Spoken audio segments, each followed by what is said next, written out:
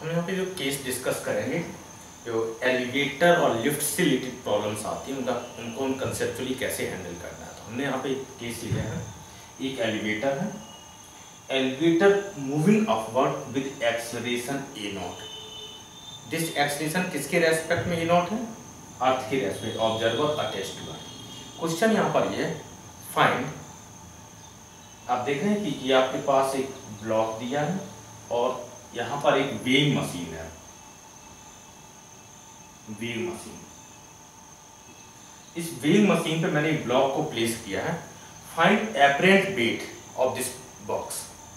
ये बॉक्स है, इस बॉक्स का एपरेंट वेट बताना है या weight measure by this machine बताना है। ओके, हम इसको कैसे देखिए, एपरेंट वेट और weight measure by the machine. Machine यहाँ पर कैसी, ये किस पर बेस्ड है? सपोज दैट एक स्प्रिंग बैलेंस है, उस पर बेस्ड एक मशीन है, इसके ऊपर मैंने ब्लॉक को प्लेस किया है। सिचुएशन ये होती है कि इनके ये जो मशीन है वो किस चीज़ को मेजर करेगी। जैसे हम ये नॉर्मली लोग एक मिसकंसेप्शन होता है, वेट का मतलब mg। mg वेट नहीं है। देखो यहाँ सिचुएशन देखिए, सपोज कीजिए मैं आपसे एक एक्सपेरिमेंट आपको दिखा रहे। सपोज करो कि यहाँ पर इस हैंड को हम एक मशीन ट्रीट कर लें, वेइंग मशीन ट्रीट करें इतनी ऊंचाई पर। इस समय मैंने इसको आपके पास एक ब्लॉक ट्रीट करते हैं, इसका मास m है। इस समय ये मशीन कितना मेजर करेगी? 0। और पास में जाए कितना मेजर करेगी? 0। और पास है कितनी मशीन क्या है? मशीन की जो डिफ्लेक्शन, नीडल का जो डिफ्लेक्शन है वो उसका वेट बता रही है, इस एपरेंट वेट बताएगी। तो मशीन इसमें जब तक ये इसका मशीन का वेट स्टार्ट कब होगा? जब ये ब्लॉक इसके कांटेक्ट में आ जाएगा। अभी तक कितना मशीन बता रही? 0, नो डिफ्लेक्शन है। और पास में जा रहे और अभी जस्ट टच किया है, अभी डिफ्लेक्शन 0। अब इसको हम प्रेस करेंगे, या प्रेस करेंगे नीडल में एक डिफ्लेक्शन आएगा। अब बताइए कि मशीन क्या मेजर करे। तो हमारा स्टेप क्या है यहाँ पर कि आपके पास सपोज इस हेड को एक मशीन ट्रीट कर लें, इसको एक हम आपके पास पार्टिकल या ब्लॉक ट्रीट कर लेते। जब तक इनके बीच में कांटेक्ट नहीं होता मशीन में कोई डिफ्लेक्शन नहीं होगा। अब यहाँ पर एक फिजिकल कांटेक्ट हो गया। जब फिजिकल, अब यहाँ पे जब हम प्रेशर अप्लाई करते हैं नीडल, मशीन की नीडल में यहाँ पर डिफ्लेक्शन डेवलप हो जाएगा, है ना। तो वो हम मेजर करेंगे। तो मशीन, यहाँ वेइंग मशीन क्या मेजर करती है? इनके बीच का, मशीन और ब्लॉक के बीच का जो कांटेक्ट फोर्स है वो मेजर करेगी। तो हमें जब एपरेंट वेट पूछा जाता है तो बेसिकली वो क्या है, वो कांटेक्ट फोर्स की बात कर रहे हैं। कांटेक्ट फोर्स मुझे बताना है। ओके, तो डिफरेंट सिचुएशन में कांटेक्ट फोर्स की वैल्यू डिफरेंट होती है। ओके, तो हम इस केस में देख रहे हैं कि आपके पास एलिवेटर, आपकी लिफ्ट अप जा रही है ए नॉट से, तो इस सिचुएशन में आपको बताना है। तो हम यहाँ पर क्या करते हैं, इनके आपको क्या चाहिए, ब्लॉक और वेइंग मशीन के बीच का कांटेक्ट फोर्स चाहिए। और ये कांटेक्ट फोर्स हमें न्यूटन्स लॉ के थ्रू निकालना। और न्यूटन्स लॉ में जब तक वो contact force as external force या रियल फोर्स के फॉर्मेट में नहीं आएगा तब तक हम उसको दिखा नहीं सकते। यहाँ पे विजिबल होना जरूरी है। तो इसका मतलब मुझे एक सिस्टम डिसाइड, उस सिस्टम पर ये फोर्स होना चाहिए। तो अब मुझे सिस्टम डिसाइड करना पड़ेगा। तो मुझे क्या करना है, किसको हमें सिस्टम चूज कर लें? इस ब्लॉक को एक सिस्टम चूज कर लेते हैं। जैसे हम इसको सिस्टम चूज करेंगे, अब मैंने सिस्टम चूज किया। सिस्टम चूज करते हैं तो अब सिस्टम के बाद मुझे क्या होता है, इसका free body diagram, real force देखना और फ्री बॉडी डायग्राम बनाना है। तो अब इसको मैंने सेपरेट कर लेते हैं। सपोज दैट ये आपके पास ब्लॉक आ गया, ब्लॉक का मास है। आपको देखना है कि यहाँ पर देखो इस पे कितने फोर्सेज काम करेंगे। एक इसका वेट डाउनवर्ड वर्क करेगा mg। और कौन सा फोर्स होगा, एक कांटेक्ट फोर्स। दिस ब्लॉक इस मशीन को डाउन प्रेस करे तो मशीन इसको कैसे करेगी, अपवर्ड, एक्शन रिएक्शन की फोर्स है। तो इस ब्लॉक पर एक और फोर्स काम कर रहा है, वो कौन सा है, normal contact force. Okay, contact force यहाँ पे कैसा है, नॉर्मल नेचर का, सरफेस की नॉर्मल है। अब मुझे डिसाइड करना होगा ये आपके पास दोनों फोर्स कैसे हो गए, रियल फोर्स हो गए।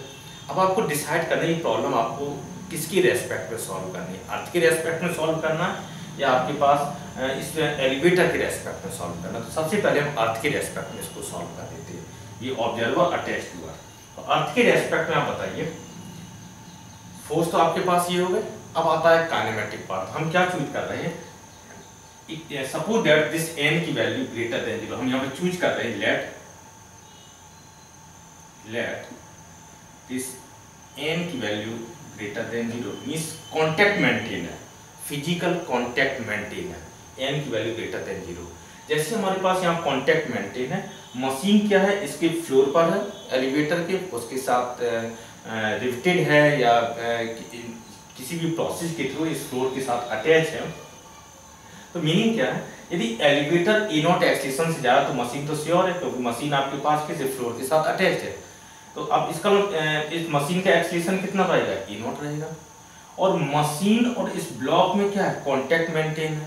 तो इसका मतलब इस अर्थ के respect, observer attach to earth है, उसके रेस्पेक्ट इस ब्लॉक का एक्सलेशन कितना होना चाहिए, ए नॉट। ये पार्ट आपके पास नॉन में कन्वर्ट हो गया। तो एक्सलेशन ऑफ दिस ब्लॉक किस साइड में जाना चाहिए, ए नॉट। तो हम जब ये डायरेक्शन मैंने शो कर दी, यही डायरेक्शन आपके पास कैसी हो जाएगी, पॉजिटिव। जो भी आपके पास एक्सिस मैंने यहाँ पे गिवन पार्ट है, इसी डायरेक्शन मैंने पॉजिटिव चूज कर दिया। अब हमें इक्वेशन ऑफ मोशन लिखना है, कितने along this axis, upward axis. तो इक्वेशन ऑफ मोशन आपके पास क्या होता है, sigma F is equal to कितना है, M into A. Upward force कितना हो गया, एम माइनस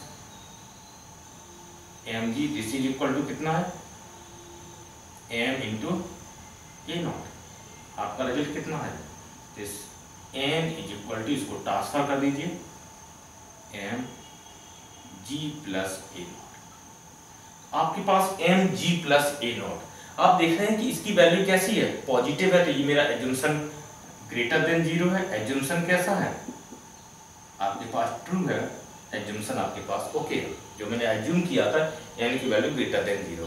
तो आपने देखा अर्थ के रेस्पेक्ट में ये प्रॉब्लम आप इजीली सॉल्व कर रहे हो। और नेट फोर्स कितनी, यहाँ पे कॉन्टैक्ट की वैल्यू कितनी हो गई, mg से ग्रेटर हो गई, ठीक है। तो हम यहाँ पे क्या कैलकुलेशन कर रहे हैं, find apparent weight of this block. Apparent weight of this block का मीनिंग क्या बनी, क्या कैलकुलेट करना है, इनके ब्लॉक और मशीन के बीच में कॉन्टैक्ट फोर्स निकालना है, कॉन्टैक्ट फोर्स। तो कॉन्टैक्ट फोर्स निकालने के हमारे पास 2 प्रोसेस हैं, किस किस के थ्रू, हम अर्थ के रेस्पेक्ट में, जिसको मैं सॉल्व कर चुके हैं। हमारे पास दूसरी अप्रोच कौन सी है, हम अपने एलिवेटर के रेस्पेक्ट में, ऑब्जर्वर अटैच टू एलिवेटर। हम किसके रेस्पेक्ट में एपीडी बनाना चाह रहे हैं, ये हमने सिस्टम डिसाइड किया था, क्योंकि हमें कॉन्टैक्ट फोर्स पता करना और किसके रेस्पेक्ट में सॉल्व करना, एलिवेटर के रेस्पेक्ट में। हमने यहाँ पर आपके पास ब्लॉक, इसको यहाँ से सेपरेट किया। देखिए एलिवेटर आपके पास इनर्शियल है कि नॉन इनर्शियल है, आप देख रहे हैं एलिवेटर किससे अटैच है, इसके आप सॉरी ये जो ऑब्जर्वर इनसाइड द एलिवेटर ये किससे अटैच है, इस फ्लोर से अटैच है। एलिवेटर एक्सलेट कर रहा है, तो इसका ये जो ऑब्जर्वर है वो भी एक्सलेट कर रहा है, तो इसका ये ऑब्जर्वर कैसा है, नॉन इनर्शियल ऑब्जर्वर है। तो नॉन इनर्शियल की रेस्पेक्ट में हम एफबीडी बनाते हैं, किस किस टाइप के फोर्स को यूज करना होता है। आपको रियल फोर्स चाहिए प्लस सूडो फोर्स चाहिए। इसके पास रियल फोर्स कौन सी है, एक इसका वेट काम करेगा डाउनवर्ड, और कौन सा रहेगा, एक कॉन्टैक्ट फोर्स अपवर्ड। और हमारे पास क्या है, आप देख रहे हैं कि ये ऑब्जर्वर नॉन इनर्शियल है, किधर एक्सलेट कर रहा है, अपवर्ड। तो सूडो फोर्स किधर होगा, डाउनवर्ड अपोजिट डायरेक्शन में। यहाँ इस पे एक सूडो फोर्स और काम करेगा, उसकी वैल्यू कितनी हो जाएगी, mass of the particle mean system into acceleration of non inertial observer direction opposite. इतने फोर्सेज हो गए। अब आपको क्या देखना है, इसका kinematic part, acceleration of this block with respect to this observer कितना होना चाहिए। आप जान रहे हैं क्या है, ब्लॉक किसके साथ कांटेक्ट में है, तो हम सबसे पहले ये चूज करते हैं, let this n greater than 0, मतलब कांटेक्ट मेंटेन है। यदि कांटेक्ट मेंटेन है तो इसकी रेस्पेक्ट में इसका एक्सेलेरेशन कितना होना चाहिए, क्योंकि इसके बीच में कांटेक्ट मेंटेन है, तो जितना एक्सेलेरेशन इसका रहेगा उतनी एक्सेलेरेशन इसका रहेगा। इसका एक्सेलेरेशन कितना है, एलिवेटर के इक्वल। इसका इस ब्लॉक का एक्सेलेरेशन कितना होगा, एलिवेटर के इक्वल। तो इसका मतलब क्या हो गया, ये सब कुछ किसके रेस्पेक्ट में है, अर्थ के रेस्पेक्ट में। इसका मीनिंग ये है कि एलिवेटर के रेस्पेक्ट में इस मशीन का एक्सेलेरेशन कितना है, 0। एलिवेटर के रेस्पेक्ट में लिफ्ट नहीं हो रही है, जब ये लिफ्ट नहीं हो रही है तो ये ब्लॉक क्या लिफ्ट होगा, नहीं, ये भी लिफ्ट नहीं होगा।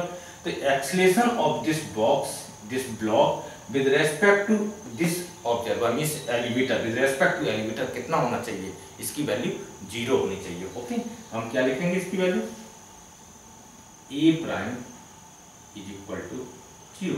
अब मुझे इक्वेशन ऑफ मोशन लिखना है किसके रेस्पेक्ट, हमने मेरा एफबीडी किसके रेस्पेक्ट में कंप्लीट हो गया। यहाँ पे आप लिख सकते हैं FBD with respect to elevator.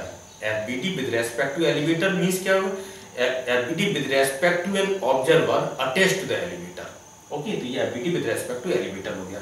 अब हम इक्वेशन ऑफ मोशन लिखते हैं किसके रेस्पेक्ट में, एलिवेटर के रेस्पेक्ट में।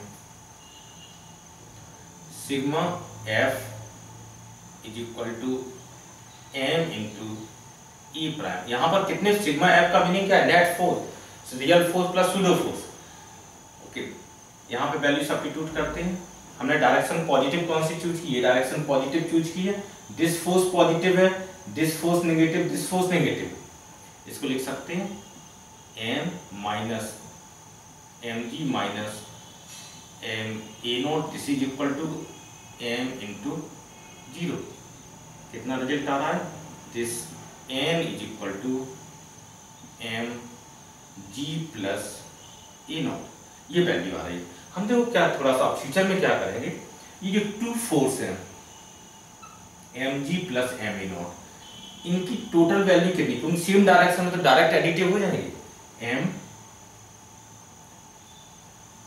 जी प्लस ए नॉट, इसका मतलब इन टू फोर्स की जगह पे हम क्या लिख सकते हैं, single force M G plus A naught, और इसको हम इस टाइप से लिखते हैं एम जी इफेक्टिव।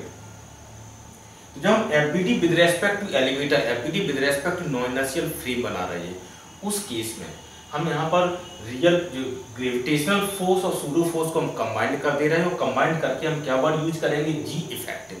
जी इफेक्टिव, यदि एलिवेटर अपवर्ड जा रहा है तो जी की वैल्यू हमारे पास इफेक्टिव इंक्रीज हो रहा है, वैल्यू कितने, जी प्लस ए नॉट हो जाएगी।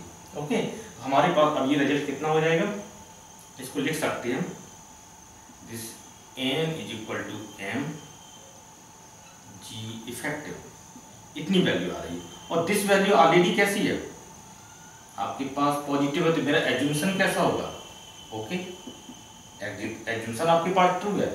तो हम क्या कर रहे हैं, जब भी नॉन इनर्शियल फ्रेम के रेस्पेक्ट में हम काम कर रहे होंगे तो डायरेक्ट हमें क्या करना होगा, वेट जी की जगह मुझे हम सूडो फोर्स को इंक्लूड कर देंगे, और हमारे पास कितने फोर्स हो गए, एक नॉर्मल रिएक्शन फोर्स हो गया और एक आपके पास इफेक्टिव जो ग्रेविटेशनल फोर्स हो गया। इन दो फोर्स को हमने यूज किया, और इस नॉन इनर्शियल फ्रेम के रेस्पेक्ट में इक्विलिब्रियम सेट है, क्योंकि एक्सीलरेशन की वैल्यू कितनी है, 0। तो this force is equal to this force direct हो जाएंगे।